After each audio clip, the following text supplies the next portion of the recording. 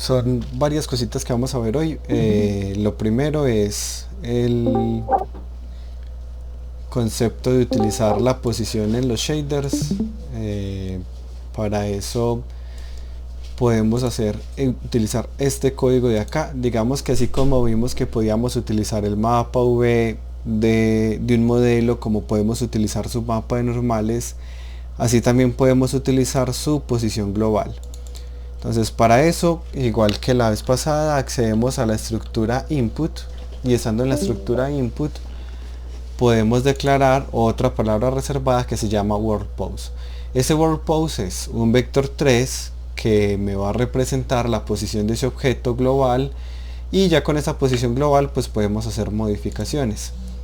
Un ejemplo acá, estoy utilizando, empiezo por otro ejemplo. Acá en este caso, pero tenía un ejemplo así acá en este estoy utilizando la posición global del personaje y diciéndole que lo que esté a la derecha del eje del 0 se ponga más verde y lo que esté a la izquierda se ponga más rojo. Entonces en este caso, pues como es posición global, esto es lo que está ocurriendo. Entonces miremos que así como yo hice acá una modificación de color, podríamos modificar, por ejemplo, que si está a la derecha se haga completamente transparente y hacer como si fuera una especie de portal en donde la persona va pasando, y a medida que va pasando pues como poco a poco se va haciendo invisible, y pues ya tendremos otra parte en donde tendremos el efecto opuesto, en donde vamos haciendo visible el personaje poco a poco a través de ese mismo shader que se comporta pues por posición. ¿Dudas hasta acá del concepto?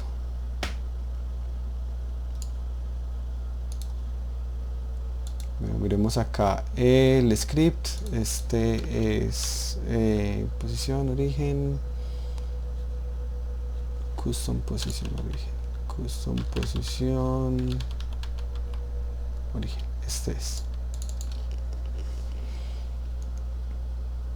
Y acá, como les mostraba, lo que hacemos es tomar este de acá, esta palabra reservada, world pose, y ya aquí utilizar el world pose para hacer modificaciones. Pues en este caso voy a hacer otra en donde directamente le voy a pasar la posición del mapa al albedo.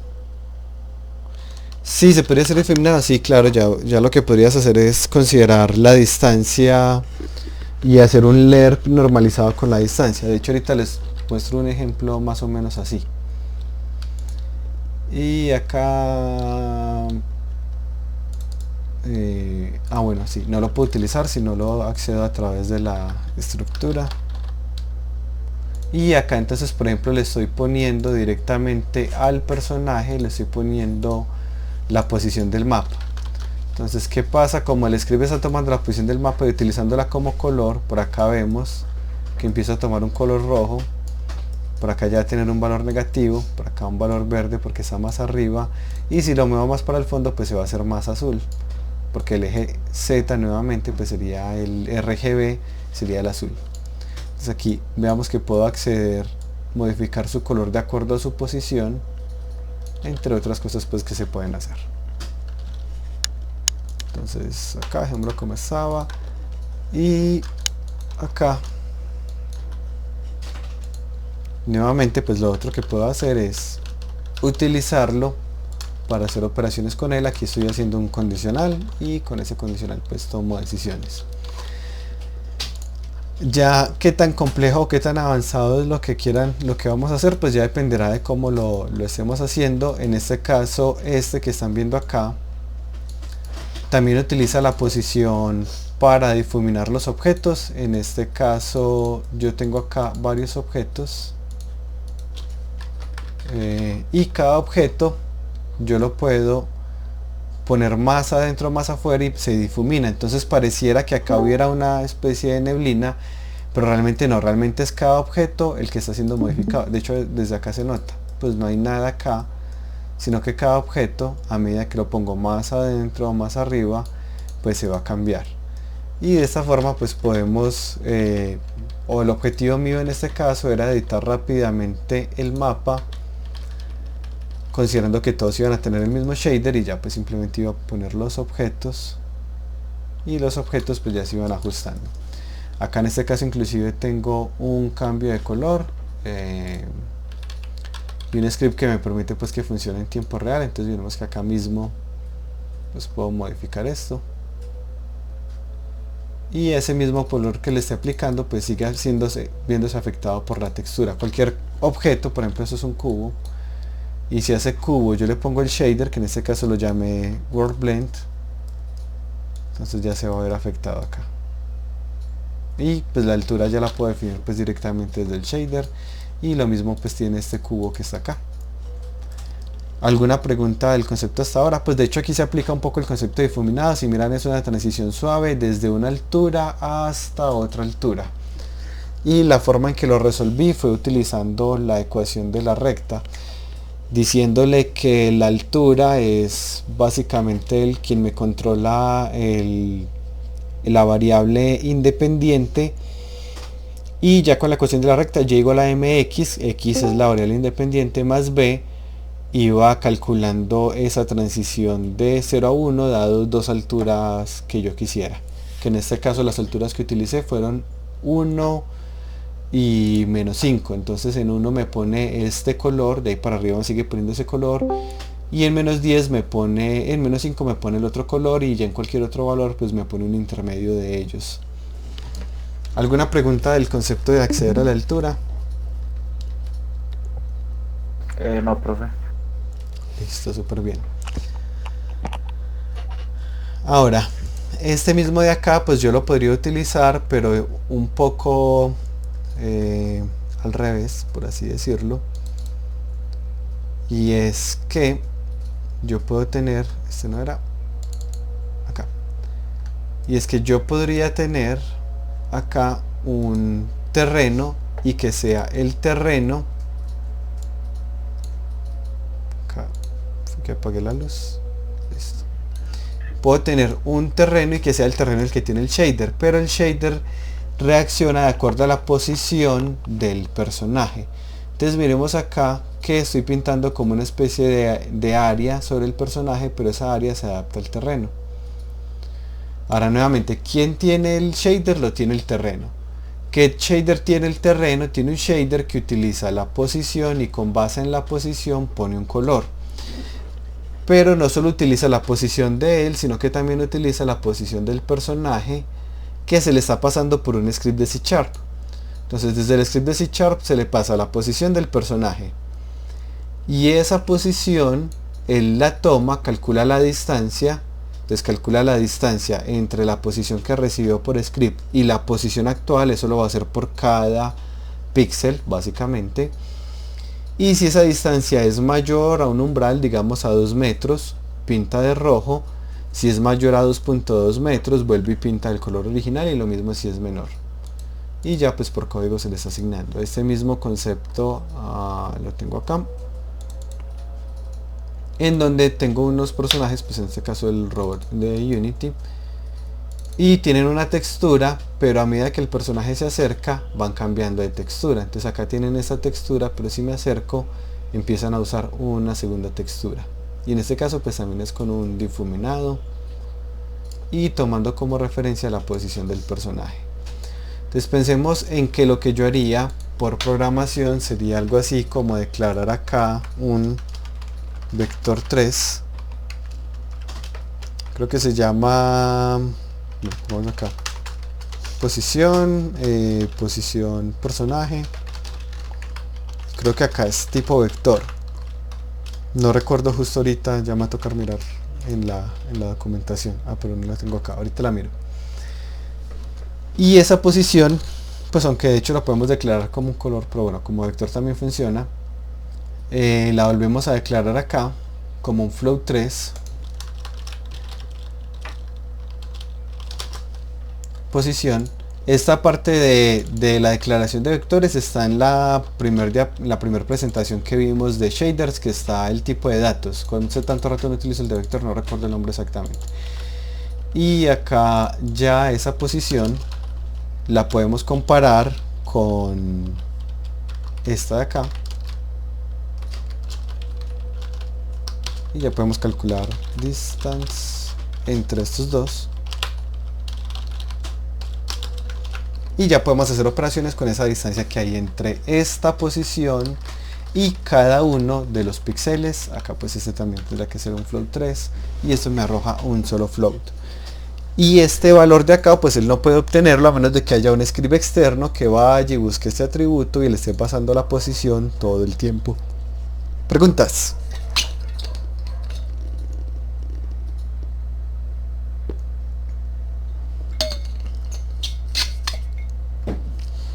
Bueno, no hay preguntas, sigamos entonces. Ahora hay algo que nosotros no hemos visto y que aprovecho normalmente esta clase para mostrarlo. Bueno, parece que hay una pregunta de José.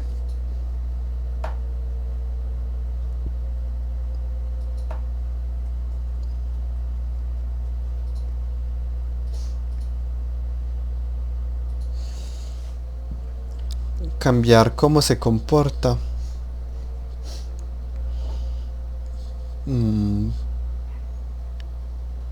Pues uno podría mandarle desde un script de C# la información a un shader y esa información que uno le envía podría depender de un tag o de un layer. Entonces yo podría tener en el shader una serie de condicionales o un parámetro que me permita hacer un lerp y desde un script de C# revisar el tag para modificar ese parámetro, pero eso sería como la forma en que se me ocurre, no se me ocurre ninguna forma directa diferente. Listo. Ahora, hasta ahora nosotros hemos utilizado el ShaderLab. ShaderLab es esta plantilla que nos pone Unity, en donde declaramos cada subshader en una función que se llama surf. Pero aparte de ShaderLab y de ShaderGraph, que es la forma pues como visual de programar por nodos de Unity, hay una forma de programar shader que es la forma nativa. La forma nativa tiene la ventaja de que nos va a funcionar en cualquier modo, nos va a funcionar en URP, HDRP, en los built-in también, nos va a funcionar en Blender, nos va a funcionar en Unreal, etcétera, etcétera. Entonces les muestro un poco cómo funciona la programación de shaders nativos. Acá es muy corto, realmente es un tema bastante largo y complejo, pero bueno, entonces cuando creamos un shader nativo, pues nosotros lo podemos crear. Bueno, no sé si así desde acá podemos. Creémoslo acá. Y podría ser un standard surface shader. Por ejemplo.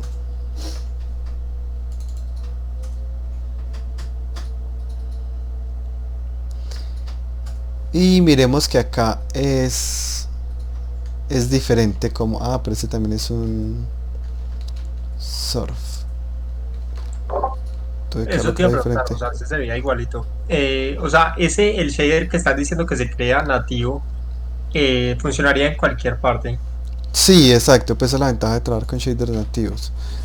Pero Ray Tracing Shader Variant Collection, no sé con cuál me crea la plantilla. Shader.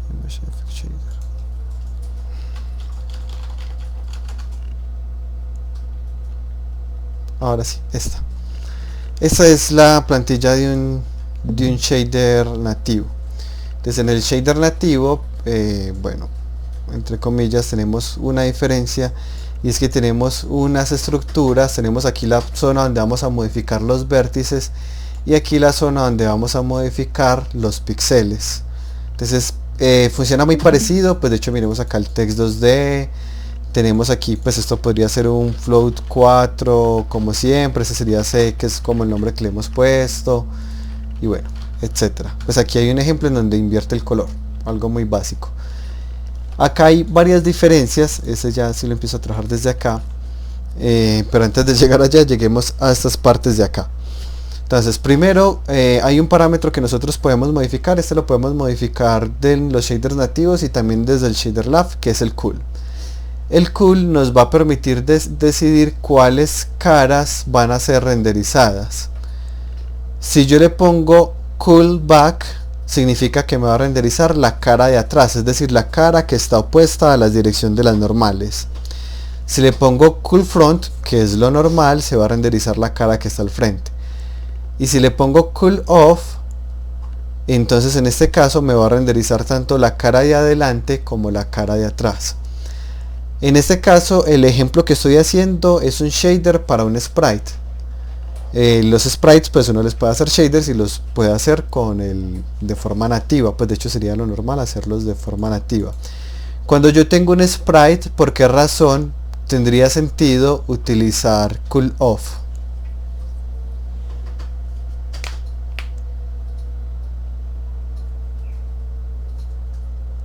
Piensen un ratico, si tengo un juego 2D y tengo unos sprites y el juego es con esos sprites, ¿por qué razón me interesa poner este parámetro apagado?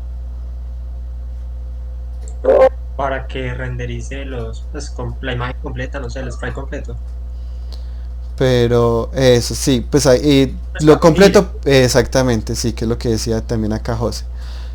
Cuando él gira, entonces no se va a ver, porque solo se renderiza la cara de adelante. ¿Sería menos costoso dos planos? No creo que sea menos costoso que renderizar las dos caras, pero tocaría probarlo en el profiler para darnos cuenta. Pero renderizar las dos caras es algo muy normal y solo tiene una cantidad de vértices. Poner dos planos debería utilizar más vértices porque ya hay otro objeto adicional. Acá ya vamos a indicarle si vamos a utilizar o no las luces, y el ZGride es el parámetro que utilizamos en la clase pasada para la transparencia, en donde le indicamos si el eje Z va a afectar la forma en que se renderiza o el orden en que se renderizan los objetos. En este caso, que es para sprites, pues no nos interesa. Podemos aplicar la neblina, pero en este caso pues para un sprite 2D tampoco nos interesa que haya neblina. Ahora acá de hecho está el tema del blend, que es el que nos había preguntado Sergio en la clase pasada. En este caso vamos a utilizar este de acá, en donde nos va a tomar el canal original para el RGB, y para el alfa nos va a utilizar uno menos lo que tengamos en el alfa para modificar la transparencia. Este tema de blend me pareció un poco, bueno, como medio largo para explicar junto con todos los temas que vamos a ver hoy, entonces vuelvo y lo toco en la próxima clase, porque ahorita pues el tema del shader nativo ya tiene un montón de implicaciones. Recuerden que pueden silenciar los micrófonos. Ay, disculpa. Y bueno, acá tenemos dos estructuras. Esas dos estructuras son estructuras que van a estar al momento en que creamos un shader nativo. Miremos que acá está AppData B2F. Pero miremos que de hecho acá hay una diferencia, que acá dice AppData y acá dice AppData-T. Acá solo hay dos parámetros y acá hay tres parámetros. Y esto es de hecho precisamente por la forma en que podemos manejar la información. Entonces acá tenemos unas estructuras definidas. Entonces miremos que tenemos el AppDatabase, es un tipo de estructura que nos permite tener tres datos: los datos de los vértices, los datos de los normales, y aparte nos permite tener una información adicional asociada a la textura. En este caso pues bueno, no es a la textura sino al mapa V que puede tener la textura. Si yo utilizo AppData, TAN, entonces ya voy a tener vértices normales, texturas y también información al mapa de tangentes. Y si utilizo el full, voy a tener vértices normales, un mapa de texturas, pues un mapa V, un segundo mapa V, el mapa de tangentes y el mapa de color. Entonces dependiendo de yo el tipo de estructura que ponga, puedo manejar más o menos información. Acá en este caso estoy utilizando este sería el equivalente al AppDatabase, que solo tengo tres datos: tengo el mapa V, el color y los vértices. Estos de acá que les estoy mostrando son ya unas estructuras creadas por Unity, están en el built-in. Y cuando uno utiliza los shaders del Shader Lab, uno ya internamente estará utilizando una de estas dependiendo del tipo de surface que uno defina. Pero acá, como no estamos haciendo un shader ayudándonos con el Shader Lab sino nativo, nosotros mismos tenemos que crear nuestras propias estructuras y acá pues es donde cree la estructura. Le estoy diciendo que va a tener información de los vértices, de los colores y un mapa V. Y se tiene otra estructura B2F, que es el que nos hace esa conversión de vértices a píxeles. Ya nuevamente es un poco entrar mucho en detalles de cómo funcionan los shaders nativos, pero básicamente él va a tomar acá el color, el mapa V, y va a tomar los vértices y los vamos a poner en esta, a ver si encuentro rápido acá.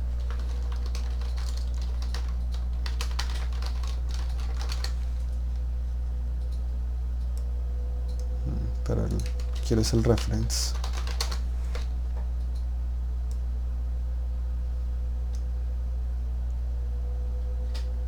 Y uno de los problemas pues con los shaders, como lo habrán notado, es que la documentación no es así súper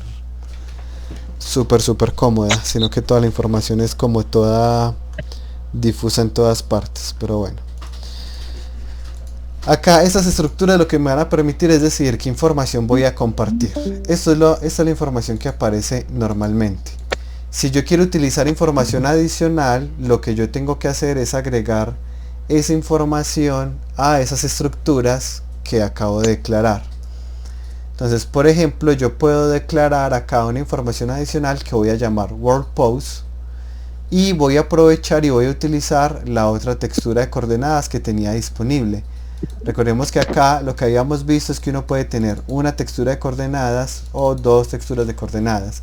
Si yo necesito dos mapas UV, entonces yo ya no tengo espacio para guardar la información que ocupa ese objeto respecto al mundo.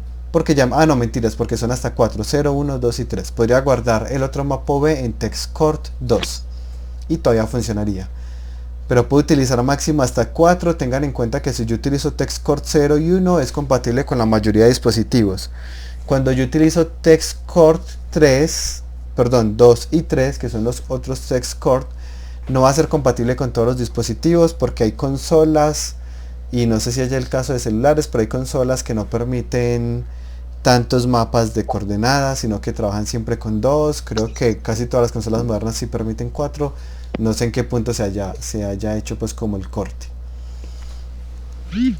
Ahora, después de hacer esto, lo que tenemos que calcularlo es haciendo esta operación, una multiplicación que se llama mul entre Unity World Pose, que sería este de acá, perdón, Unity Object to World, y los vértices. Ya ahorita abro el shader para mostrárselos.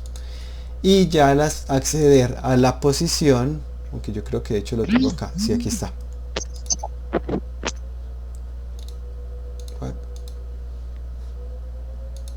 Aquí.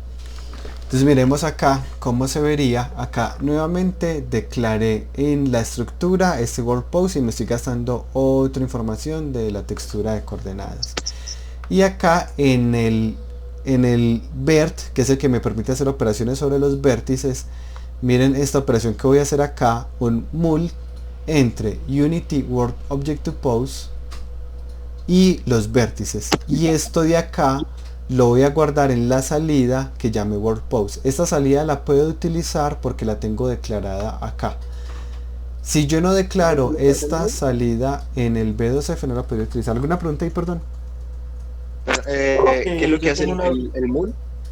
El mul es una el mul es una multiplicación de matrices. O sea, la forma en que Unity me permite calcular la posición de un objeto en el mapa es tomar este atributo que él ya tiene, que tiene una información del objeto representado en el mundo, multiplicado por la matriz de los vértices, y lo que va a hacer ahí es que me va a dar una matriz en donde tiene la información de cada píxel en qué posición del mapa está, por así decirlo.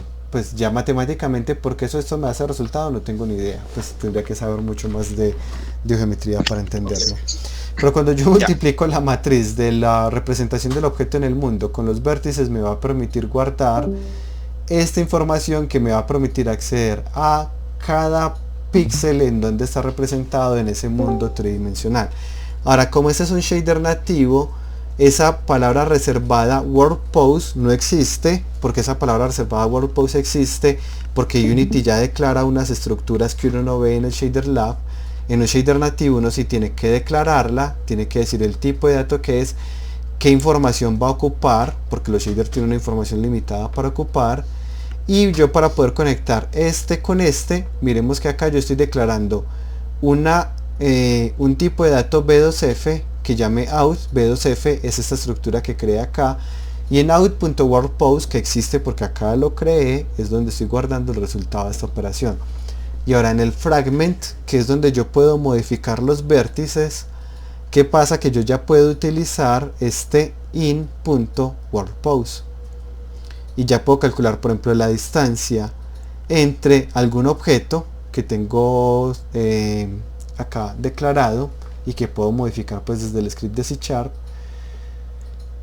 y el objeto, pues entonces acá le estoy diciendo que si la distancia es menor a 3 me ponga el color como tal, pero que si la distancia es mayor a 3 me lo convierta a escala de grises. Para convertir a escala de grises, la forma más sencilla es hacer un producto punto entre estos valores de acá y el valor original, solo que es escala de grises multiplicada por 0.25 porque quería que se viera mucho más opaco. Ahora acá pues nuevamente pude haber hecho en difuminado para que no se viera como tan brusco el corte de acá. Este producto punto de acá, para convertir a escala de grises funciona, eso es un poco más complejo, explico desde antes. Para uno convertir a escala de grises, la forma más sencilla es que uno toma cuánto hay en rojo, cuánto hay en verde, cuánto hay en azul, lo suma y lo divide sobre 3. El promedio de los tres valores me va a dar el escala de grises. Sin embargo, esa hipótesis tiene un error, y es que está asumiendo que la cantidad de rojo, de verde y de azul influyen de la misma manera. Sin embargo, eso es falso porque el ojo humano no percibe los colores de la misma manera.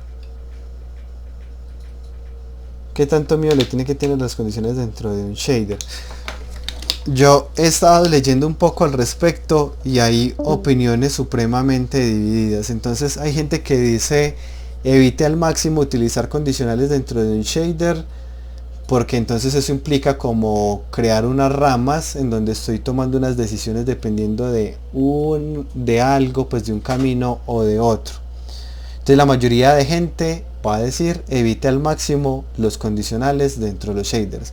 En términos generales yo digo lo mismo, sí, evite los condicionales en los shaders porque me va a crear como unas fragmentaciones o unas divisiones que él tiene que tomar. Sin embargo, en los últimos que estuve leyendo, pero no he verificado pues esa información, es que las tarjetas de video modernas están optimizadas para ser capaces de hacer ese tipo de operaciones. O sea, el concepto que yo entiendo de principio, que no sé qué tan desactualizado esté, es que en general las tarjetas de video, al estar hechas para trabajar en paralelo, los condicionales les afectan mucho su flujo de trabajo, porque tiene que hacer es como un trabajo en paralelo dividido en dos partes. Hay otros que dicen no, las GPU ya están optimizadas para ser capaces de hacer esas divisiones, etcétera, etcétera. Yo lo que sugiero es evitar los condicionales utilizando, por ejemplo, un lerp, y que ese lerp presente un cambio muy brusco, lo podemos modificar matemáticamente. O como dice José, que es la solución que otras personas han hecho, utilizar varios condicionales desde C# y convertirlos a un flotante, y ese flotante ya lo interpreta el shader. Pero sí, pues acá para fines prácticos yo les muestro para fines académicos yo les muestro los condicionales, pero sí, pues eviten utilizarlos. Ahora, retomando lo que decía, para convertir a escala de grises no podemos suponer que el ojo humano percibe cada canal con la misma intensidad, sino que de hecho el ojo humano percibe muy diferente el verde al rojo y el azul, siendo el verde el de mayor importancia. Misma razón por la cual en las pantallas de LED, dependiendo del diseño, son dos LEDs verdes, uno azul y uno rojo. Ya depende nuevamente del diseño de la pantalla. Entonces este producto punto de acá nos está diciendo vamos a hacer un promedio ponderado, pero vamos a darle más fuerza al verde que a los otros canales. Miremos que de fondo acá lo que está pasando es lo mismo que un promedio.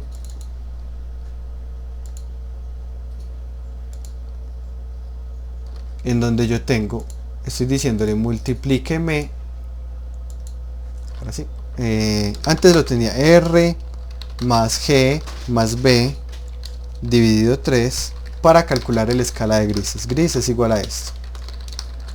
Esto escrito de otra forma es lo mismo que decir que 0.33 multiplicado por esto, 0.33 multiplicado por esto y 0.33 multiplicado por esto. La ecuación de arriba y la de abajo son exactamente iguales. ¿Cuál es el problema? Estoy diciendo que valen lo mismo el rojo, el verde y el azul. En cambio, cuando lo hago acá, 0.29, 0.58 y 0.11, aquí no estoy incluyendo los decimales, incluimos los decimales pues nos damos cuenta que suma 1. Esta ya es diferente porque si tienen en cuenta las diferentes prioridades. Siempre que quieran convertir a escala de grises les recomiendo que utilicen esta conversión en lugar de esta conversión, porque va a ser más fiel a la forma en que se comporta el ojo humano. Y retomando acá, ya teniendo entonces esta distancia, puedo por ejemplo convertir en escala grises lo que está lejos. Acá hay unos retos que nuevamente no se van a calificar, les sugiero que los hagan más como para que practiquen. En este caso tengo un LERP para la transición, entonces acá tengo... bueno, no sé, antes de avanzar, Sergio, ¿le quedó clara la pregunta que me hizo? Básicamente la respuesta es no estoy seguro. En general evitamos los condicionales, pero hay varias personas que dicen que las tarjetas de video ya están optimizadas. Un ejemplo de eso es que en las tarjetas de video está implementada la operación clamp, y un clamp es un condicional, aunque bueno, el clamp puede estar pues optimizado. En este caso de acá, de hecho, utilicé un LERP con un clamp para poder hacer una parte difuminada, pero la parte de afuera ya suavizada. Ahora sí, Sergio, más claro lo que me preguntó ahorita.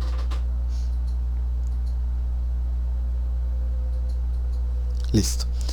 En este ejemplo de acá estoy utilizando lo que está dentro del círculo para invertir los colores, y lo que está por fuera del círculo se deja con los colores originales.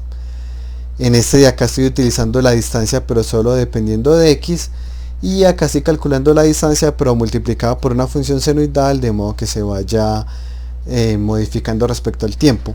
Si miran, este de hecho es una mecánica interesante para un juego. Si yo tengo todo el mapa se hace completamente oscuro y cada tanto va alumbrando, pues es una mecánica en donde me toca aprovechar los momentos de luz para hacer algo y luego pues estar muy prevenido en los momentos de oscuridad. Y todos estos nuevamente fueron hechos con este shader nativo de acá. Les recomiendo que prueben crear un shader nativo, copiar replicarlo y probar pues hacer operaciones acá sobre el fragment o sobre los vértices directamente, para que practiquen un poco este tema. Sin embargo, no niego que el tema de shaders es demasiado grande como para incluirlo en un solo curso, y los shaders nativos, en general los shaders tienen una documentación muy pobre. De hecho creo que va a empezar a haber más documentación de shader graph, que es por nodos, porque hay una comunidad más grande, que de los shaders por Shader Lab o nativos, porque la comunidad de programadores de shader es más bien reducida. ¿Alguna pregunta hasta acá?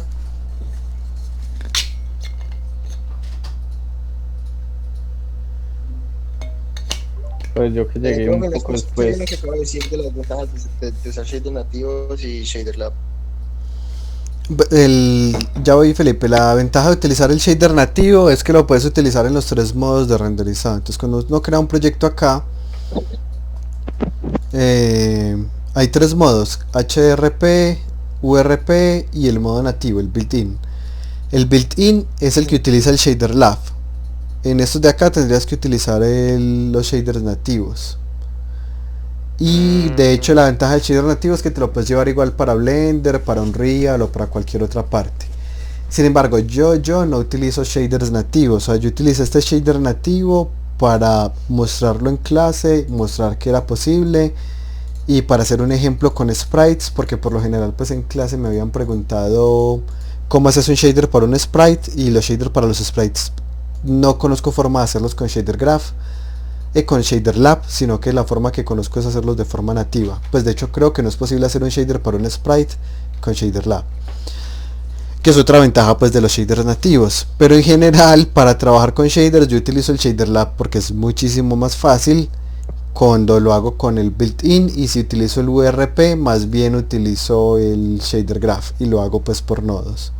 O sea, yo personalmente soy uno que evito al máximo utilizar esta solución de los shaders nativos. Inclusive la ventaja es que ahorita para sprites, shader graph creo que desde enero o febrero ya shader graph permite también hacer shaders para sprites, entonces ya casi que puede empezar a desentenderse uno un poco de los shaders nativos.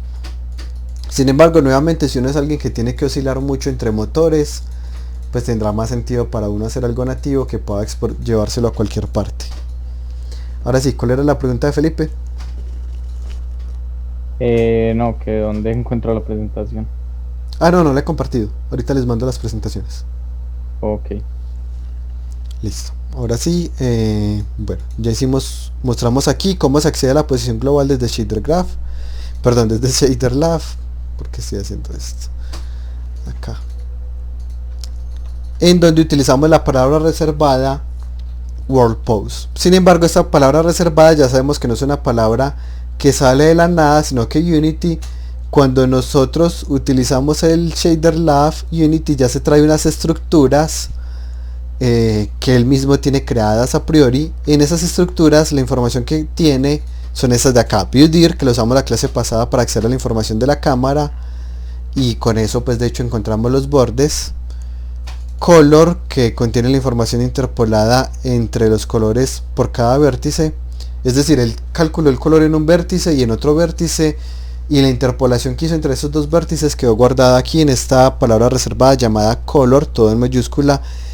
Screen pose contiene la información de la posición del objeto, pero revisto en la cámara, es decir, este objeto que está acá, a cuál objeto corresponde visto desde la cámara, como a cuál píxel corresponde, por así decirlo.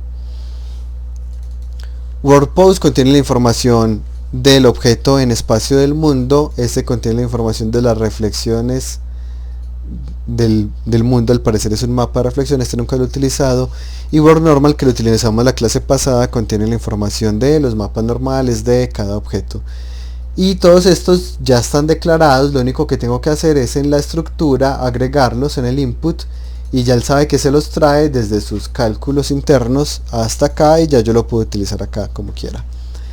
Cuando hacemos un shader nativo es más complejo porque no tenemos estas estructuras que Unity ya calcula por nosotros, sino que nos toca a nosotros mismos calcularlas. ¿Qué es? Ya lo cerré, que era el otro que tenía. No, es este. Si lo cerré, ya lo abro otra vez. Bueno, ahorita lo abro. Y ahora vamos a pasar a ver los modelos de luz. Antes de pasar a modelo de luz, ¿alguna pregunta?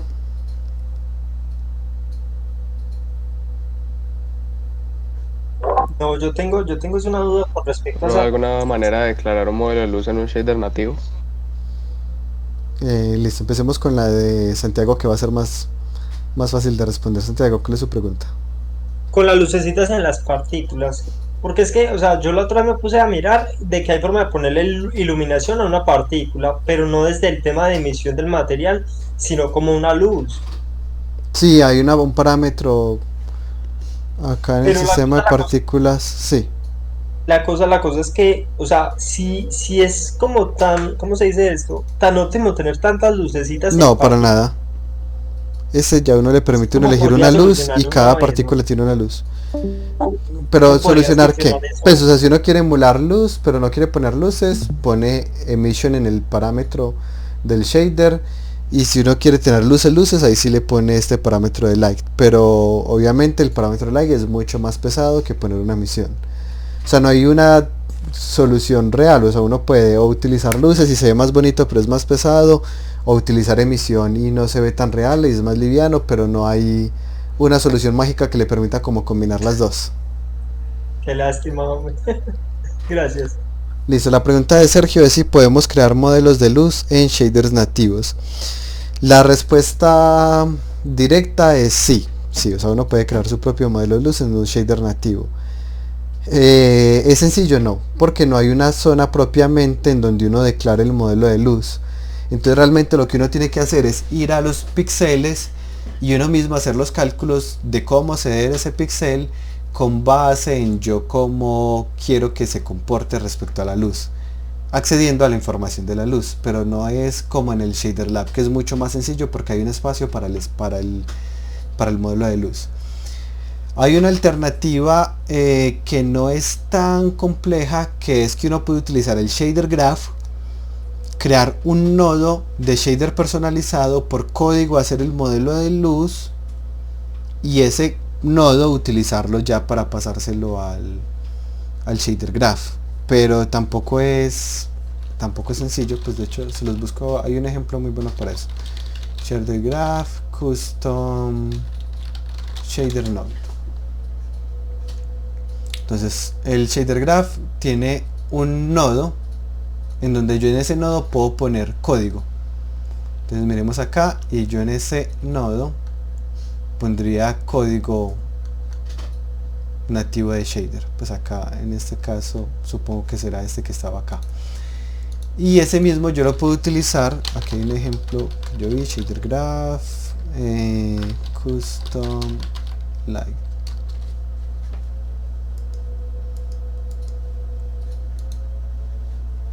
Y de hecho acá está.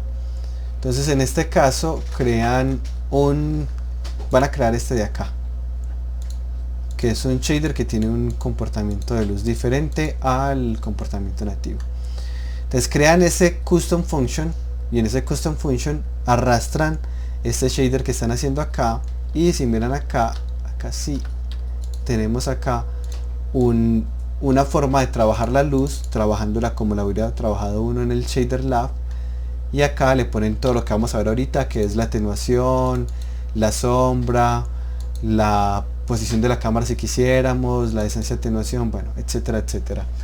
Y ya ese se lo ponen acá al shader, y ese shader lo conectan ya con otras operaciones de acá, que aquí ya mismo pueden hacer el producto punto entre las normales, etcétera, etcétera.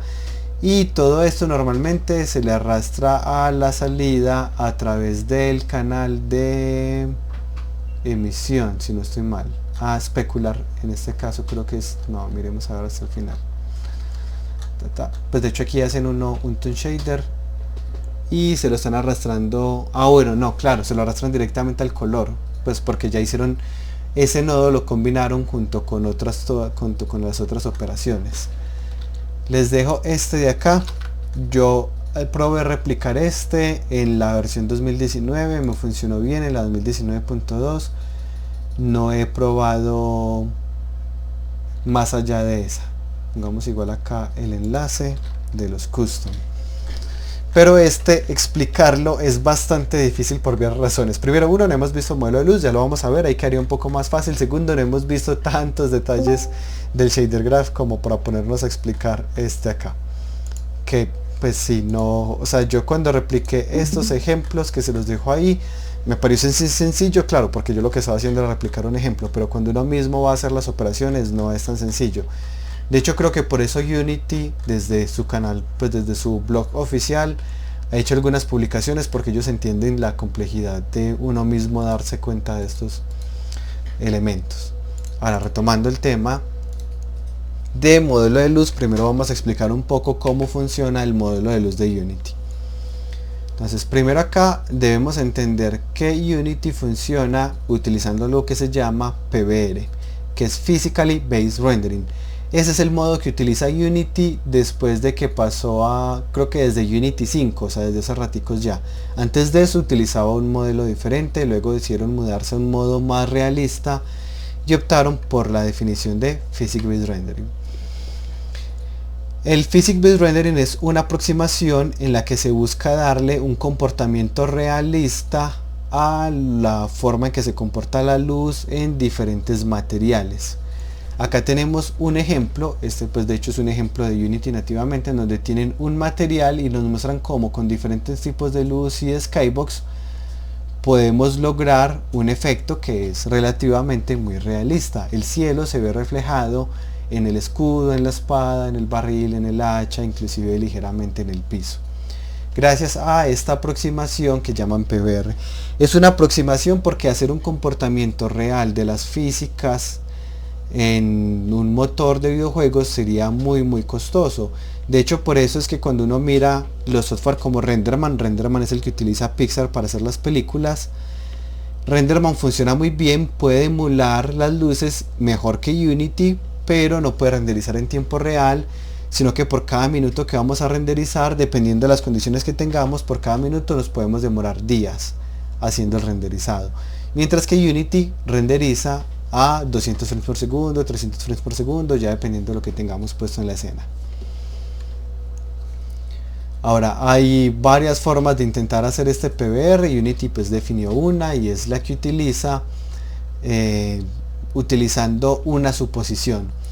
Esa suposición es que vamos a categorizar los materiales los materiales pueden ser conductores o dieléctricos. Si un material es conductor, es porque es más metálico y va a reflejar mucho más la luz, mientras que si un material es dieléctrico, es mucho menos metálico y va a conducir muy mal la luz, y a la vez va a reflejar muy mal la luz. Acá tenemos unos ejemplos. Normalmente no hay nada que sea en el mundo real, no hay nada que sea 0% metálico o 100% metálico. Lo más cercano que tenemos a la realidad 100% metálico sería un espejo, que es lo más reflectivo que existe. Y de hecho por acá, por ejemplo, tenemos la madera. Miremos que inclusive la madera tiene algo de reflexión. Plaster, no sé qué traduce, pero plaster está acá. Aquí tenemos un plástico, que el plástico pues medio refleja. Por acá está el acero. Y bueno, nuevamente acá está el espejo. Ese parámetro metallic lo que me dice es qué tanto refleja de luz o qué tan poco refleja de luz. Pues cuando lo miro al revés, 0 es que no refleja luz, 1 es que refleja mucha luz. Y acá tenemos otro parámetro que se llama el smoothness. ¿Para qué nos sirve ese parámetro smoothness? Es porque la forma en que va a reflejar esa luz va a depender de qué tan rugoso o liso es el material. Miremos acá, que ellos ya tienen pues una parte donde lo explican muy bien. Y miremos esta imagen de acá. Entonces cuando el smoothness es muy bajito, o el roughness es muy alto, que sería la condición, el parámetro opuesto. Cuando es muy rugoso, ¿qué pasa con el rayo de luz? El rayo de luz pega, pero reflejó por allá. El otro rayo de luz pegó y reflejó en otra dirección opuesta. Luego este rayo de luz pegó y reflejó en una dirección diferente. Cada rayo de luz se va a reflejar diferente. Entonces, ¿qué pasa? Que la forma en que se refleja la luz es muy difuminada, muy dispersa, porque los rayos de luz están muy dispersos entre ellos. Pero cuando es un material muy liso, pensemos en que tomamos una esfera y la pulimos, una canica, y está recién hecha o recién pulida. Entonces, ¿qué va a pasar? Que la superficie es muy plana, no tiene ninguna rugosidad, y todos los rayos de luz reflejan en la misma dirección. ¿Cuál es el resultado? Que la forma en que refleja la luz es muy precisa, muy puntual. Miremos acá que los rayos están muy dispersos, acá más o menos dispersos, y acá los rayos son muy puntuales, todos muy junticos. Y el resultado es que vamos a tener una forma de reflejar muy bien definida. Entonces, nuevamente hay dos parámetros: metálico, qué tanto refleja, y smoothness, que también lo refleja. ¿Es claro para todos estos dos parámetros, o todavía hay alguna confusión entre la diferencia de esos dos parámetros? A ver, la cuestión está en que el metálico es qué tanto refleja. Y el smoothness es qué refleja o qué. Que también lo refleja, porque mientras más pulida sea la superficie, más bien. Pensémoslo en casos del mundo real. Pensemos en una olla. Una olla refleja, pero está muy disperso lo que está reflejando. Pues si uno utiliza una olla como espejo, pues se va a notar que uno se ve muy difuminado.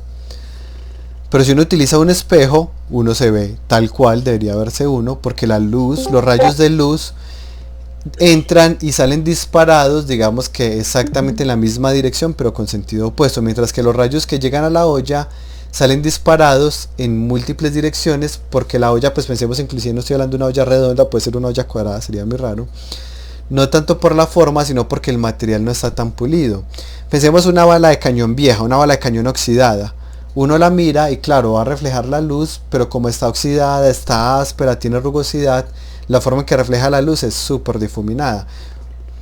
Un poco como se veía esta de acá. Mientras que si tomamos algo que es inclusive mucho más rugoso, que podría ser algo que, a ver, algo que sea más rugoso. Bueno, no, pues de hecho este podría ser tipo bola de cañón, este podría ser tipo una olla y ese ya es tipo más espejo. O también podemos pensar cuando un carro lo pulen, que el carro empieza a reflejar mucho más, pero bueno, pues, o el piso cuando lo pulen pues también pasa de un comportamiento que es más de ese estilo a este estilo. Pero es que también voy a reflejar. Entonces, ¿qué tanto reflejo es metallic? ¿Qué también voy a hacerlo? Es smoothness. No sé si eso ayuda a que quede un poco más claro, si todavía tienen preguntas. Ahora bien, gracias. Alguien más creo que iba a preguntar. No sé si era José o alguien más. No, listo. Entonces sigamos avanzando acá. Ahora, esta definición de metallic y smoothness pues es muy útil, pero yo a veces no quiero que todo el objeto sea metálico, sino que yo quiero que hayan partes del objeto que sean metálico. Entonces por eso Unity en su modo de renderizado PBR definió unos mapas. El mapa albedo es el que me dice los colores del objeto, y de hecho pues ya lo hemos utilizado mucho en shader, o punto albedo, y ahí le pasamos los colores del shader o la textura que tiene los colores, o la multiplicación de la textura que tiene los colores y un color base. El metallic es un mapa que está en escala de grises. Blanco significa reflejo mucho, negro significa reflejo muy poquito. Miremoslo acá puesto con el escudo. El frente del escudo, que tiene esta pintura, refleja muy poquita luz. También lo mismo la parte de atrás del escudo, refleja muy poquita luz. Pero el escudo al frente tiene una parte metálica, que es esta esferita que está acá, y si miramos es muy blanco. Tiene unas partes más grisecitas, pero es porque es un escudo desgastado, entonces tiene unas partes donde va a reflejar menos. Acá tengo la parte de atrás del escudo. Esta parte de acá tiene unas líneas metálicas que van a reflejar bastante, y la parte del, ya eso no me acuerdo a qué mapeaba, no sé si mapeará al barco, de pronto pareciera que mapea al barco. El barco pues también refleja en cierta medida, pero no tanto como el escudo, que es mucho más blanco. Y ahora que también lo refleja, entonces las partes de madera lo reflejan muy mal, por eso es que casi no se alcanza a ver acá el skybox, mientras que la parte de acá de adelante es mucho más brillante, y pues el smoothness es más blanco, quiere decir que refleja mucho mejor. Por eso aquí el punto de luz es más puntual, es más definido, perdón, y por eso pues si lo miráramos acá pues podría reflejar con mayor precisión. El skybox se vería reflejado con mayor precisión en las partes que marquemos como más blancas en ese mapa de smoothness. Ahora, esto funciona muy bien cuando tenemos un interés más bien tirando a realista, pero cuando uno quiere un estilo de juego que no es tan realista gráficamente, puede que uno quiera que el resultado de la luz pues no sea realista, sino que quiere que el resultado de la luz sea diferente. Entonces uno a veces quiere crear su propio modelo de luz que no se base en física, sino que se base en lo que uno quiera. Entonces acá tenemos esta escena, y esta escena se puede ver diferente. Miremos acá, se puede ver diferente con un modelo de luz al modelo de luz nativo. Este es el modelo de la luz PBR de Unity, y así se vería. Y ese es un modelo de luz custom en el que podemos hacer que los objetos sean un poco más brillantes, que las partes oscuras no sean tan oscuras, o al revés, que se vean más oscuras. Para crear nuestro propio modelo de luz desde el Shader Lab, vamos a crear un modelo de luz propio que voy a llamar aquí Lighting. Lighting es una palabra reservada y le pongo el nombre que yo quiera, en este caso Example. Y luego aquí en el Surface Surf es cuál es la función que tiene como el núcleo del código, pero justo después del surf definimos quién tiene el modelo de luz. En este caso se llama example. Recordemos que aquí normalmente hemos puesto surface output porque vamos a utilizar el modelo nativo de Unity, pero si queremos nuestro propio modelo ponemos acá el nombre que queramos y ese mismo nombre lo ponemos acá. Ahora vamos a ver estos parámetros que tenemos. El recibe acá, sí. Pero ¿cómo es el mismo nombre? Porque ahí dices example y abajo dice lighting example. Sí, por eso el lighting es una palabra reservada para indicar que eso está reservado. Ya, listo. Okay. Listo. Y ahora acá tenemos unos parámetros que son surface output, que lo que nos va a dar es la salida, que es lo que salió de estas operaciones de acá, nos queda guardado acá. Tenemos la dirección de la luz y tenemos la atenuación. Ya vamos a ver qué es cada uno de esos parámetros. Entonces miremos acá. En este caso solo estoy tomando creé un half 4 que llamé light. A ese half 4 le guardé la dirección, las normales, que las saqué desde Surface Output. Y acá entonces estoy tomando en el RGB, estoy poniendo las normales. Entonces miremos acá que estoy renderizando solo las normales. Esto va un poco de la mano de lo que habíamos visto. Lo que es verde tiene un vector perpendicular hacia arriba. Yo creo que es claro para todos, pero por si acaso hagamos acá una captura. Esto es Windows Shift S y vengamos acá. Estas superficies que están planas tienen un vector perpendicular que iría como en esta dirección, como hacia el eje Y. Y si el vector es hacia el eje Y, significa que este vector perpendicular de acá, que le voy a poner ese color aquí, no, negro. Ese vector perpendicular lo podemos definir como 0 en Y, 1 en J, 0 en K. Y si lo mapeamos esto a colores, 0 en rojo, 1 en verde y 0 en azul. Por eso esta parte de acá se ve completamente verde. Ahora miremos otra parte diferente. Estas partes de acá que se ven tan rojas, ¿cuál sería el vector perpendicular de esta? Sería un vector que sale acá, trayecto, que sale más o menos como para acá. El vector perpendicular de este sería un vector que sale más o menos en esta dirección. Entonces un vector que salga en esta dirección va a tener un vector que puedo definir, tiene 0 en Y, tiene mucho en X y tiene un poquito en Z. En este caso pues como el eje Z de Unity es para adentro, pues de hecho me harías como un menos 0.3 o algo así. Y lo que va a pasar entonces es que me va a un color muy rojo. Ahora miremos esta de acá.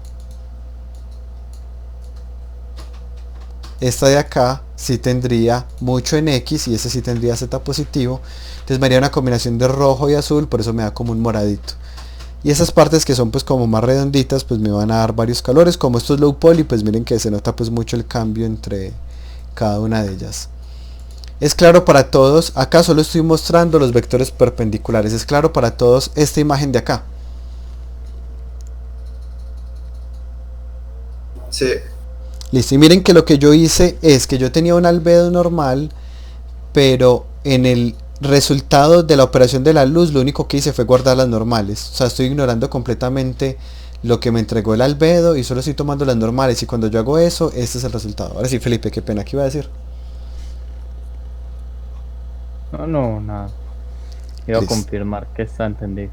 Listo, súper bien.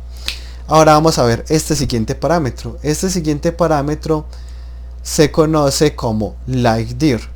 Este parámetro está acá en nuestro modelo de luz. Para el ejemplo que tengo acá puse un punto de luz, o sea una luz radial. No utilicé una luz direccional, utilicé una luz radial. Y la luz está ubicada por acá en alguna parte pues como de la mitad del mapa. Y entonces ¿qué estoy haciendo? Estoy poniendo a la salida, nuevamente creé mi half 4 light y estoy guardando la dirección de la luz y eso es lo que estoy retornando. Entonces como estoy retornando la dirección de la luz, pues ¿qué va a pasar? Que la luz en la parte en donde vaya para arriba me va a dar más verde, en la parte que vaya más para la derecha, bueno aquí estaría pues como al revés el mapa, el que vaya más para la derecha me va a dar rojo, en la parte que vaya más hacia Z me va a dar más azul, y aquí tenemos los mismos colores puestos pero en forma de la dirección en la que está llegando la luz. Y ahora lo que yo necesito, primero, si yo pusiera un directional light, ¿cómo se vería el color?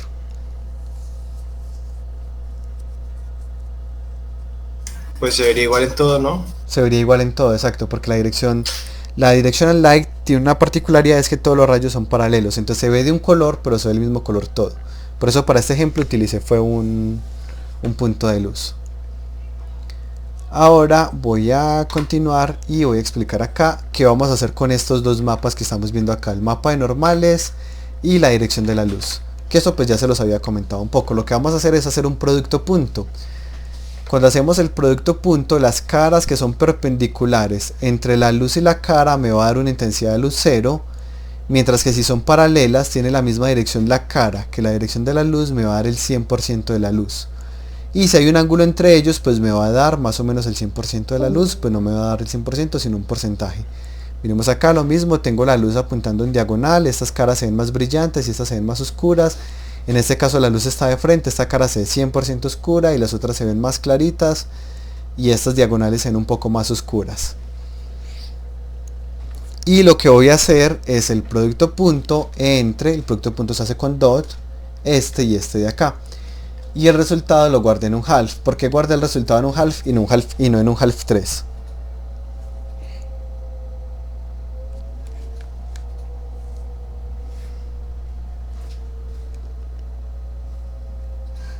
Porque el producto punto es un porcentaje del no. No sé. ¿Qué recuerdan del producto punto? ¿Qué me da el producto punto? El producto, cuando yo hago el producto punto entre dos vectores me da un vector. No, exacto, me da un escalar. Escala. Eso. Entonces el producto punto o producto escalar arrojas un escalar, que lo puedo calcular como la magnitud de este multiplicado por la magnitud de este multiplicado por el coseno del ángulo entre ellos. Y eso me da un único número.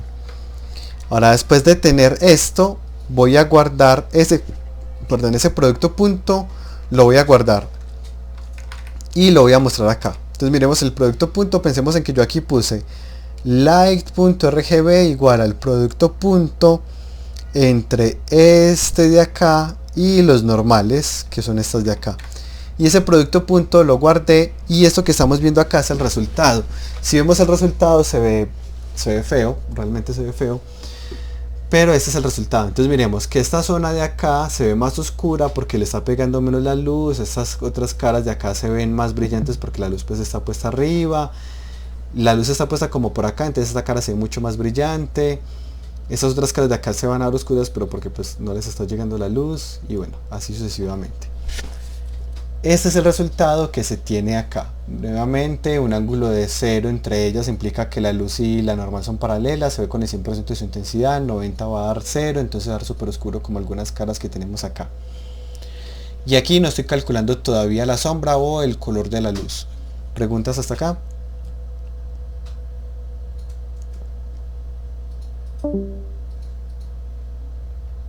Entonces avancemos.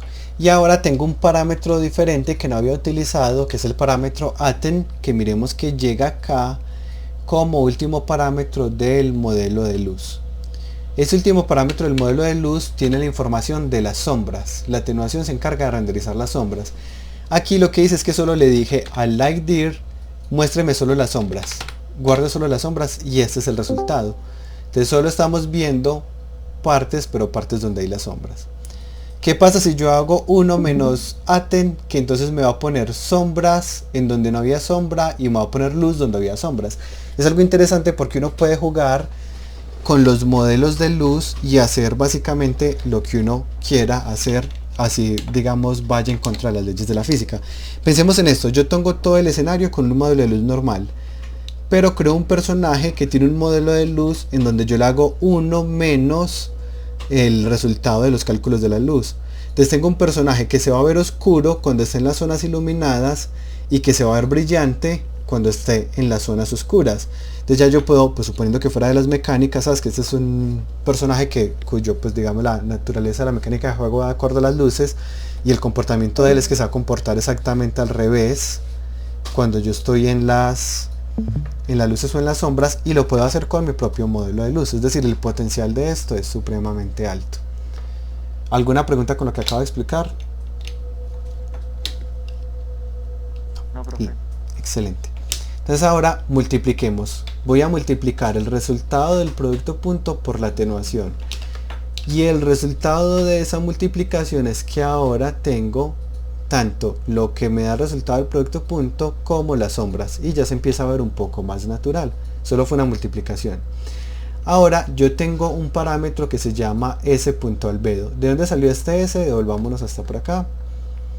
Y miremos que el s viene del surface output. Y el surface output es la salida de este surf de acá. Entonces surf es, es donde hemos hecho todos los cálculos hasta ahora. Es donde hacemos todos los cálculos de cómo se va a comportar el color. Pero luego de calcular el color se calcula la luz. Recordemos, muy importante, el orden es: primero se hacen los cálculos de los vértices, luego los cálculos de los píxeles o del color de los píxeles, y luego por último el cálculo de las luces. Es decir, que este lighting example es el último método que se va a llamar en el pipeline de DSG que estamos utilizando en este momento. Entonces aquí solo le estoy poniendo al albedo la textura multiplicada por un color. Y lo guardé en no.albedo. Yo desde el módulo de luz puedo acceder a este albedo. Sí, claro que sí. ¿Cómo lo hago? Utilizando el S, que es donde está la función. Pues miremos que si le hubiera puesto acá otro nombre, Gio, pues utilizaría Gio. Y punto albedo me permite acceder al parámetro albedo donde guardé el resultado. En este caso estoy renderizando solo el albedo sin ser afectado por la luz. Yo supongo que este tipo de renderizado ya lo han visto antes, sobre todo en programas para niños. Es muy normal en programas para niños que utilicen un módulo de luz que no utiliza la luz, sino que simplemente utiliza el albedo directamente. ¿Cuál es el problema? Pues que no hay sombras. En este caso las sombras se ponen falseadas. Pero miremos que acá tengo la ventaja de que todo se va a ver supremamente brillante. ¿Preguntas hasta ahí? También eso hace que se ahorren recursos, ¿no? Sí, claro, porque no estoy haciendo el producto, porque miren que la operación es costosa, el cálculo de la luz es costoso, porque tengo que hacer un producto punto por cada píxel. Y si mi textura mide 4K, tengo que hacer 4000 cálculos de producto punto para un único objeto.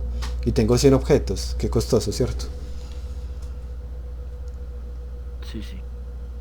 Entonces, pregunta Ángel, ¿este modelo de luz se aplica con un shader en la luz o es un shader corriente? Ah, es un shader, es el mismo shader que hemos hecho siempre. O sea, si miras acá, si usted mira, esto es lo mismo que hemos hecho durante todas las clases. Es exactamente lo mismo. ¿Cuál es la diferencia, Ángel? Que uno le pone acá un método adicional y ya este método se va a encargar de hacer el cálculo de la luz. Pero es el mismo shader que hemos hecho siempre. Sí. Esto es en el post-processing también uno no cambia la luz, ¿cierto? Uno cambia o sea, uno qué es lo que cambia cuando pues hace uso de post-processing, que uno hace pues que se vea diferente y sea más bonito. Pero en post-processing lo que se hace es que se toma, o sea, esto se aplica a cada objeto. Estos shaders se aplican sobre cada uno de los objetos.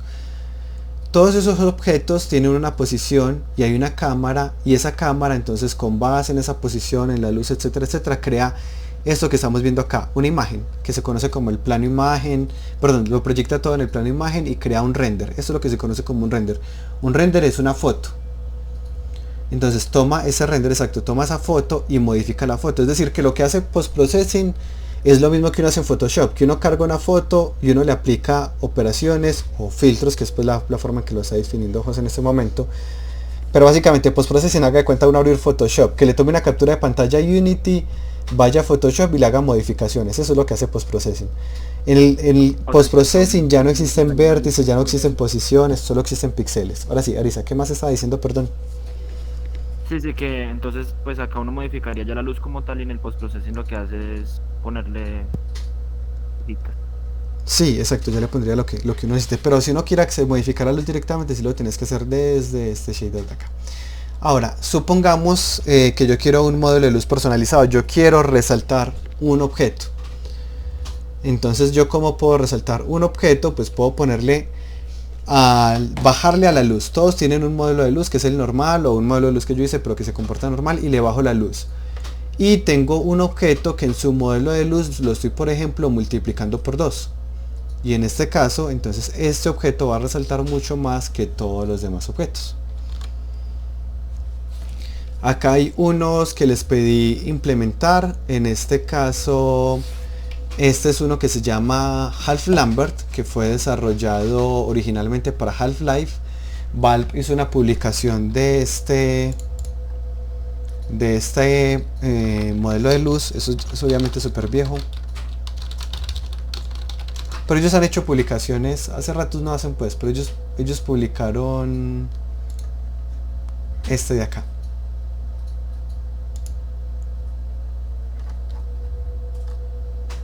Pero ellos publicaron un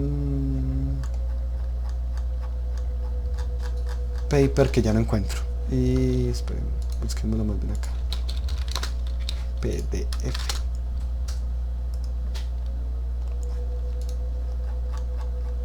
Este de acá. Entonces, hace mucho tiempo en los juegos se presentaba un problema muy grande, pues de pronto los que hayan jugado en consolas viejas, y es que se veía supremamente oscuro. Pues de hecho a mí me recuerda un poco Soul River, el de PlayStation 1, era supremamente oscuro. Y eso pues no era lo ideal para los juegos. Ellos hablaban de que a veces hay juegos donde uno está en una cueva o en zonas muy oscuras y uno quiere que se vea oscuro, pero que no se vea tan oscuro que uno no pueda distinguir nada, sino que se vea algo como esto. Entonces bueno, la idea para lograr eso era modificar el modelo de luz. Ellos hicieron varios trabajos y miren que este, pues de hecho el código del shader es muy parecido, y este es en el motor de ellos. No sé si utilizarán CG o qué harán pues directamente para esto. Y lo que propusieron fue, bueno, vamos a convertir esta curva roja, que es como se comporta la luz normalmente, en esta curva azul.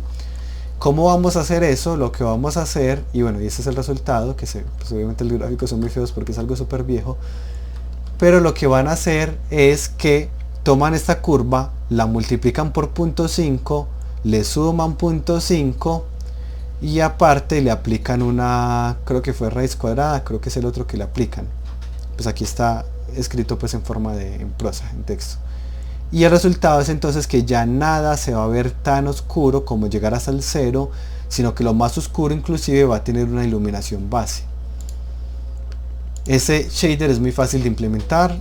Yo acá lo implementé para este, no se nota tanto, pero en el de arriba las cosas se ven un poco más oscuras y abajo se ven un poco más brillantes. Se notaría mucho más en una zona mucho más oscura. Pero miren en el piso, miren el piso acá como se ve oscuro. Miren acá el piso que se ve menos oscuro. Entonces es muy chévere porque nos permite lograr que tengamos un juego dentro de una cueva, pero que no sea supremamente oscuro, sino que sea un poco más brillante. Sí, de hecho se eleva al cuadrado.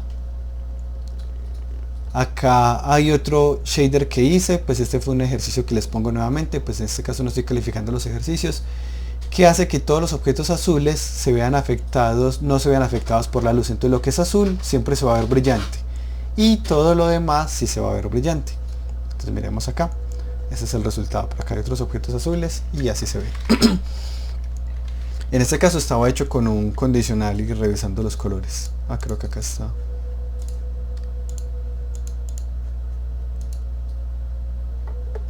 Bueno, no, acá hay una explicación de diferentes modelos de luz, unos implementados por Unity y tiene los códigos ya hechos acá. Y este de acá que explica varios modelos ya existentes, es decir, el modelo de luz para videojuegos es un tema que se viene estudiando desde hace décadas. Y ya hay unos modelos de luz muy bien definidos. Entonces el Lambert es el normal, es el producto punto. Y aquí de hecho está el código de cada uno de ellos. Yo no había visto, entonces yo había puesto la respuesta al ejercicio que yo había puesto en la misma presentación. Qué interesante, listo. Aquí está el Half Lambert, que es el que les había puesto como ejercicio sugerido, en donde se hace el producto punto y luego el producto punto se multiplica por 0.5, se le suma 0.5 y se eleva al cuadrado. O acá pues lo ponen no siempre con 0.5, sino con cualquier otro valor, digamos con 0.7, entonces ya va a funcionar que tiene un 0.3 base y pongámoslo en porcentaje, un 70% de influencia de la luz y un 30% de iluminación propia base. Y miremos acá la diferencia, así se veía con el Lambert, así se veía con el Half Lambert. Miremos que las sombras se ven menos fuertes, pero a la vez pues vamos a lograr que ninguna parte se vea muy oscura. El Pong Lighting es diferente, este es un modelo de luz que es muy utilizado en los juegos. y tiene una particularidad, y es que vamos a combinar las reflexiones de la luz. Entonces acá vamos a utilizar el modelo de luz y vamos a calcular un parámetro nuevo que vamos a llamar specularity, y lo que vamos a hacer es un cálculo para crear una zona, que es esta que estamos viendo acá, que se va a ver muy brillante, que es esta de acá. Para calcular esa zona muy brillante, pues tendremos que utilizar la dirección de la luz y los vectores perpendiculares, y es algo así como donde esté dándome muy directamente, o sea, donde el producto punto me da que el coseno de ellos es 0, o sea, que son muy paralelos, por así decirlo, que son muy poco perpendiculares, que el ángulo es muy cerrado, vamos a calcular este parámetro de acá, que llamamos como el parámetro de reflexión. Y ese parámetro de reflexión lo vamos a utilizar para calcular la especularidad. Acá el modelo de luz que hicieron, pues matemáticamente en el artículo original está demostrado el porqué de esos parámetros, pero lo dividen sobre 4 y lo multiplican por una potencia y luego por el color, y finalmente se aplica de forma aditiva. Entonces hacemos el modelo de luz original, en el que utilizamos el producto punto multiplicado por el albedo y por la atenuación, pero antes de multiplicar la atenuación le sumamos la especularidad y nos va a permitir tener estos reflejos súper brillantes.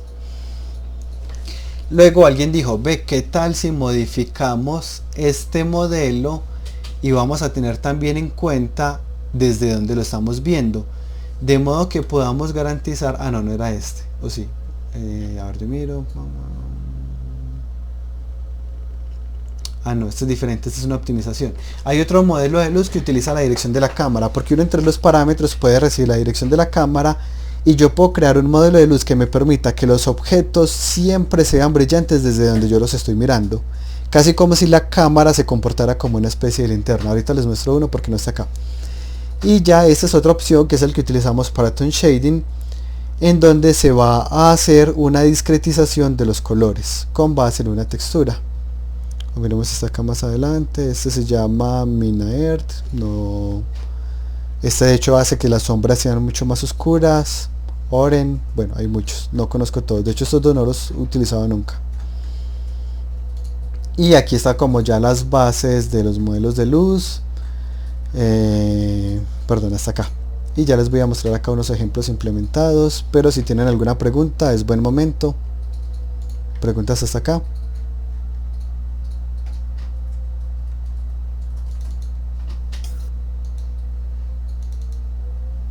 Pero bueno, sabe que un buen tone shading combina el modelo de luz que discretiza los valores de la luz y también un shader que haga los bordes.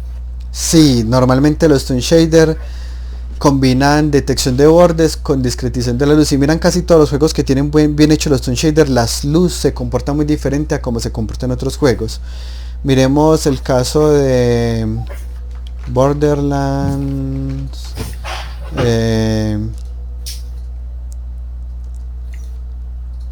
que tiene, si miramos acá, la luz es muy diferente a como se comportaría la luz en un videojuego normal.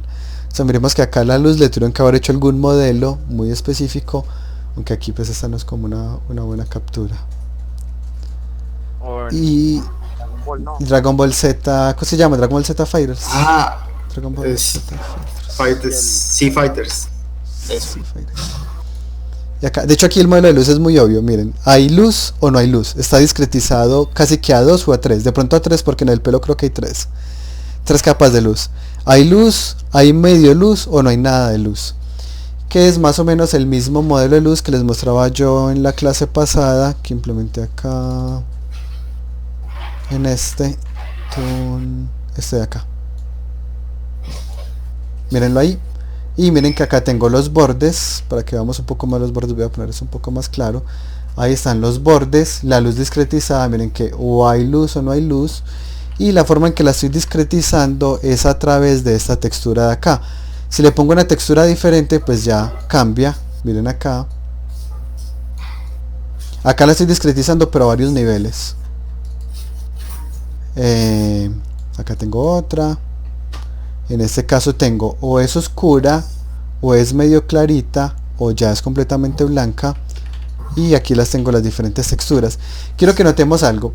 Si yo quiero que un personaje se vea muy brillante, puedo hacer un mapa de luz como este, en donde lo que sea oscuro me lo pone muy oscuro, lo que sea medio oscuro me lo pone clarito, pero desde que sea oscuro más o menos, digamos desde un 80% de iluminación en adelante, me lo pone completamente blanco. Entonces el resultado es que el personaje se va a ver muy clarito.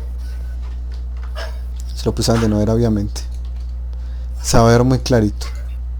Mientras que si le pongo un modelo de luz donde la mitad va para la derecha, entonces ahí sí se ve más oscuro unas partes y las otras menos oscuras. Pues de hecho hagamos acá, creemos una textura.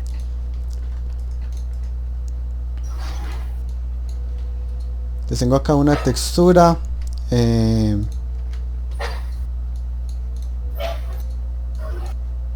Que va a ser un degradado. Pues la voy a poner continua, no voy a hacer como Toon, sino un degradado. Entonces esto va a ser un degradado que va a empezar en negro y va a terminar en blanco. Pero yo quiero que este degradado esté muy tirado hacia la derecha. Cuando yo exporte esta textura y se la mande allá, esperen que tengo que mirar en qué carpeta está.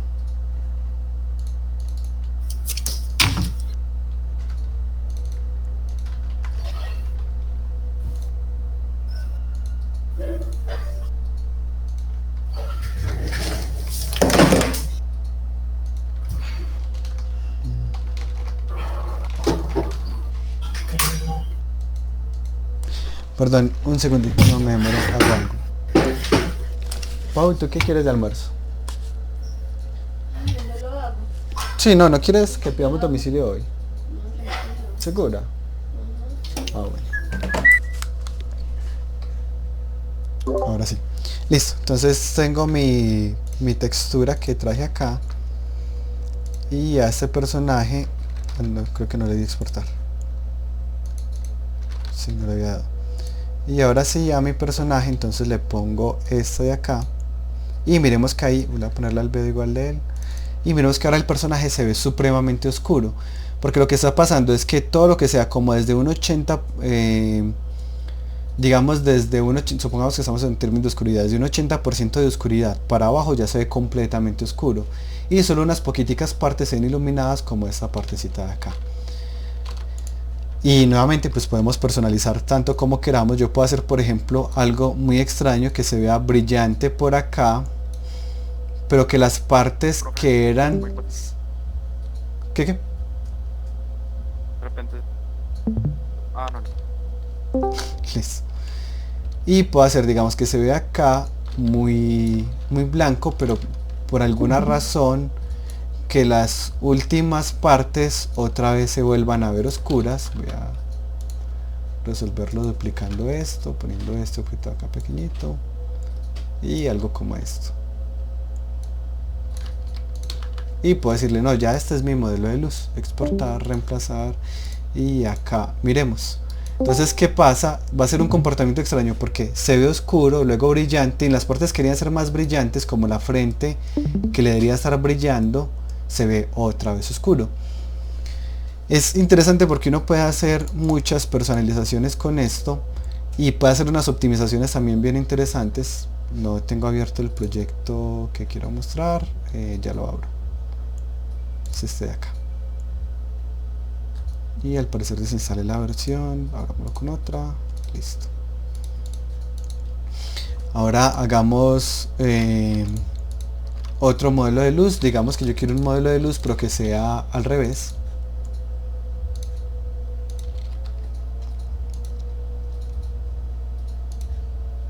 Y miremos acá, entonces es muy extraño, para que veamos lo extraño que es, voy a crear otro personaje pero con el material por defecto de Unity.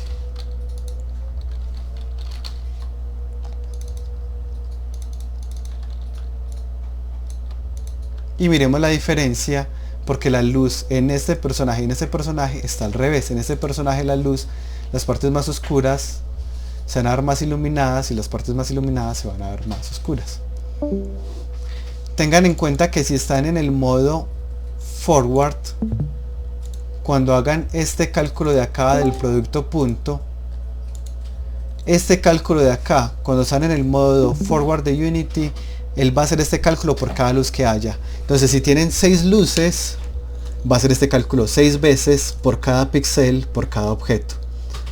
Entonces tengan en cuenta que por eso el tener luces es tan pesado en los videojuegos.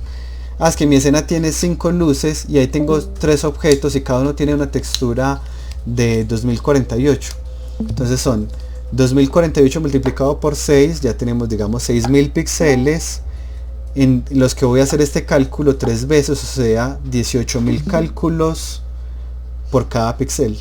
Perdón, 18.000 cálculos en total por 3 objetos apenas. Nada más por por el tener varias luces ahí. Es por eso las recomendaciones siempre son: manejen texturas muy livianas, muy pequeñitas, de 1024-512. Manejen también muy poquitas luces en los juegos, sobre todo si es mobile, por esa clase de situaciones de acá. Ahora les muestro este de acá,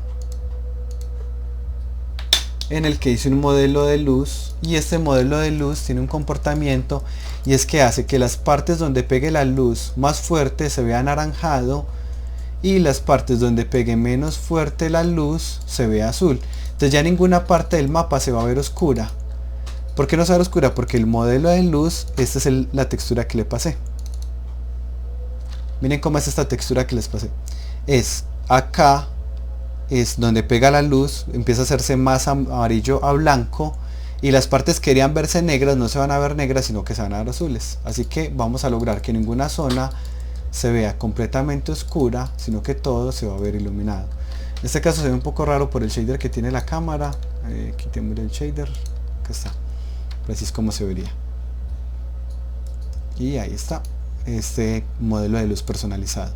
Normalmente, de hecho, cuando yo trabajo en los proyectos, los que hice el año pasado con UP Virtual, para creo que todos los proyectos hice un modelo de luz personalizado, porque normalmente se veían demasiado oscuros y me pareció más óptimo tener un modelo de luz bien simplificado y unos shaders pues simplificados que yo mismo organizara, y creo que funcionó relativamente bien. Ahora, siguiendo acá el tema del modelo de luz, por acá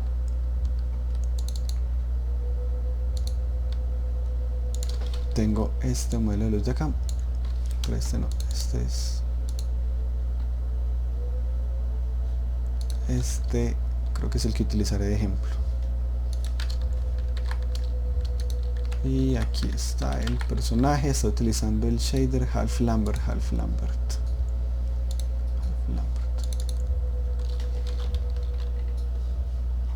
Y acá está el producto punto. Estoy haciendo la operación de multiplicarlo por 0.5 y sumar el 0.5. No utilice el cuadrado porque recuerden que el cuadrado es mucho más costoso que multiplicar por sí mismo, entonces esto es más barato. Y acá esto sería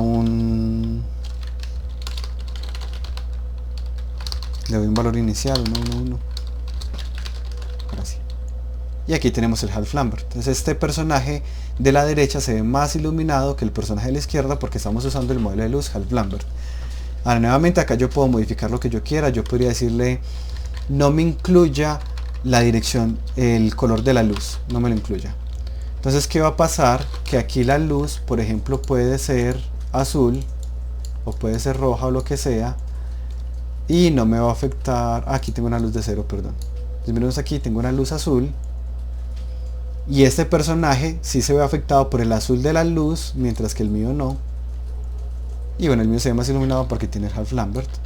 Si le digo no, si utilice la dirección de la luz, entonces en este caso ya sí lo utiliza.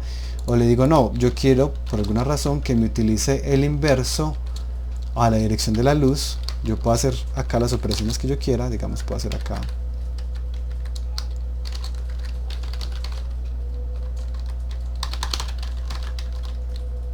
y yo cambio el color de la luz del mapa y él se va a ver afectado, pero de forma completamente opuesta.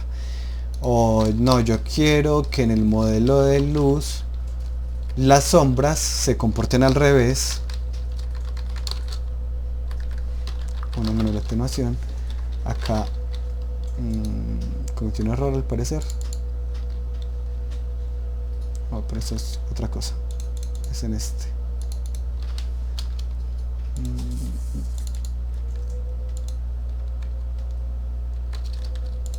Atenuación, no menos atenuación. No veo dónde está el error.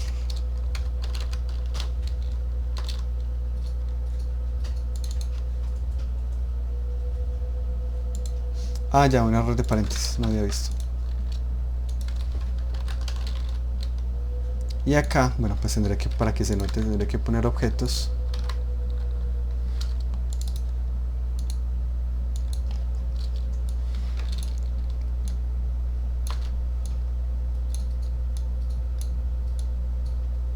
Acá está la sombra de ellos dos. El cubo, entonces le pondré un módulo de luz diferente. Que sería este de acá, pero se va a ver muy oscuro. ¿Sí? Y miremos que en este caso, como le estoy diciendo que la sombra aplique al revés, este cubo me está poniendo las sombras brillantes, y donde había sombra y donde debería estar brillante me está poniendo de sombra, como poniendo en este caso el ejemplo. O acá en el cuello, que sería estar proyectando una sombra sobre el cuello queda más iluminado, en vez de tener una sombra, y las partes donde no hay sombra tienen la sombra. Listo. También se podría hacer que me haga los cálculos de la luz al revés. Si quisiéramos, pues podemos invertir cualquier parámetro, y en este caso nuevamente pues se va a ver al revés, las partes más iluminadas son las más oscuras, etcétera. O podemos hacer que se vea muchísimo más brillante. Acá, por ejemplo, yo puedo decir, bueno, yo quiero multiplicar este resultado por 1.35 y se va a ver muchísimo más brillante. Aquí pongamos una luz blanca y aquí está. Inclusive si la intensidad de la luz es bien clarita, igual se va a ver brillante. Listo. Y nuevamente pues acá tenemos el código que acabo de operar, que es el mismo código del Half-Lambert con todas sus operaciones. Dudas de acá, miren que el código pues no es complejo. ¿Qué duda tienen?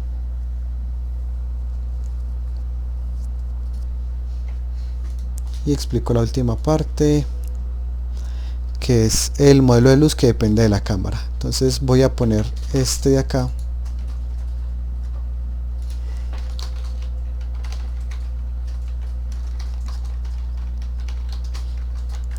Cuando queremos incluir la dirección de la cámara, tenemos que poner un parámetro adicional. Entonces ya no solo tenemos dirección de la luz y el y la atenuación, sino que tenemos la dirección de la cámara. Y acá yo, por ejemplo, puedo decirle que me utilice que me calcule una luz como el producto punto entre el vector perpendicular, el producto punto entre los perpendiculares al plano y la dirección de la luz, y otra luz que me la calcule como el producto punto pero con la dirección de la cámara, no de la luz. Entonces ya tengo dos luces, una que depende de la luz real y una que depende de la cámara. Para este ejemplo de acá voy a poner solo la luz 2 mientras tanto, y se lo pondré a este personaje de acá. Entonces él va a depender es de la cámara. Entonces voy a poner acá una luz mucho más oscura y voy a mover acá la cámara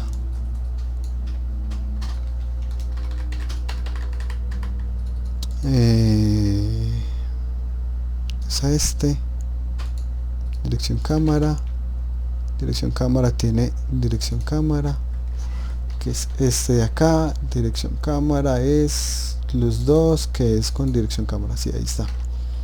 Listo. Entonces acá él siempre se va a ir iluminado desde la dirección que yo lo vea. Pues de hecho lo voy a anotar yéndome atrás. La parte de atrás debería verse más oscura, pero se ve exactamente igual. Ahora yo miro algo, si yo sí tengo acá, bueno, aquí se nota más con una luz más fuerte. Entonces acá tengo mi cámara, y la cámara, miremos que incomoda esta rotación. Ahora sí, que la espalda se ve iluminada mientras que esta espalda se ve oscura. Entonces esta espalda se ve iluminada porque yo le estoy diciendo que la luz depende de la dirección de la cámara. Entonces no importa yo desde donde la mire, siempre se va a ver iluminada. De hecho, pongamos acá, por ejemplo, un techo. Y entonces ahí no es necesario luz en el mundo. Esa sería una opción, sí. Yo podría, por ejemplo, no poner luz en el mundo, considerando que estoy haciendo esto de acá. Ahora pongamos estos personajes encerrados en una especie de cueva.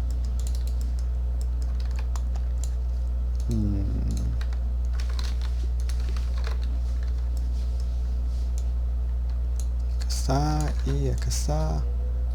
Listo. Y acá tenemos nuestro personaje que se ve más oscuro, el que se ve más brillante, porque depende de la dirección de la cámara. Ahora le voy a decir, ¿qué tal si le digo que dependa de ambos? Que dependa tanto de la dirección de la cámara como de la luz normal, pero cada uno influyendo un 50%. Entonces, ¿cuál es el resultado? Que el personaje pues sí se ve afectado por la luz. De hecho, si yo bajo la intensidad de la luz, pues se van a ver afectados, pero con la ventaja de que nunca se va a ver muy oscuro desde ningún ángulo, como por ejemplo acá desde atrás. Nunca se va a ver tan oscuro desde ningún ángulo, porque la cámara se está comportando como una especie de linterna gracias a esta operación de acá. Listo. Es básicamente eso de acá, que es que de hecho este originalmente era un ejercicio también de clase. ¿Preguntas hasta acá? 3 minutos de preguntas antes de irnos. Por mi parte no. Listo. Y ya les mando ahorita. Profe, Sí. es que a mí, o sea, eso creo que yo sí lo entendí en ese momento, pero se me olvidó porque la luz que usted hace como en esos gradientes, ¿cómo la lee el programa? Ah, listo, no, esa parte no la he explicado. No, ya entiendo. De esa parte solo expliqué el concepto. Matemáticamente hablando, lo explicaré acá, pero el código lo explico en la próxima clase porque ya me pareció como mucho tema para este momento. Pensemos en que la cantidad de luz que yo calculé por el producto punto, pongamos este como estaba.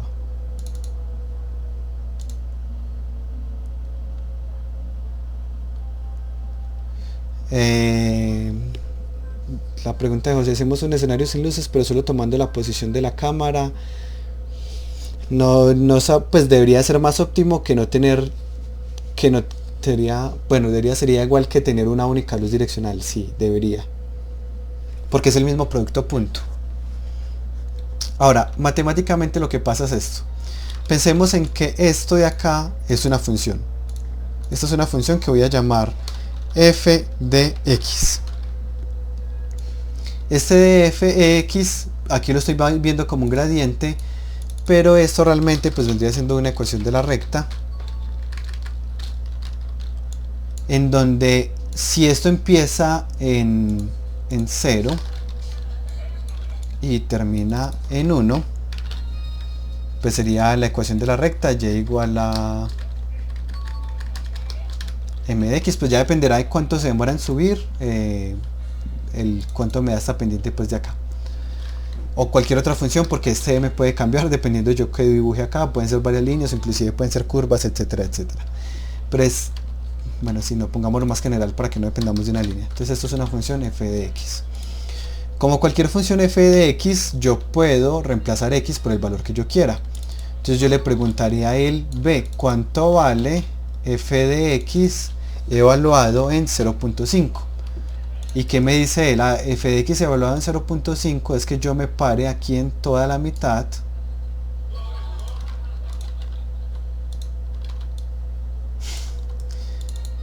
y sí, están jugando,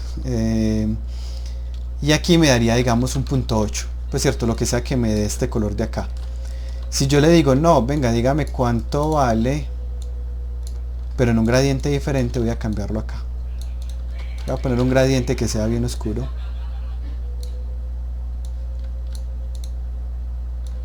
Acá.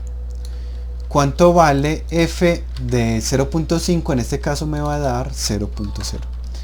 Ese es el concepto.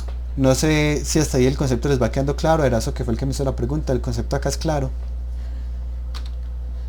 Sí, hasta ahí sí. Listo. Solo que yo no le voy a pasar un punto 5 o un 0, sino que lo voy a pasar acá. Acá le voy a pasar el producto, el resultado del producto punto.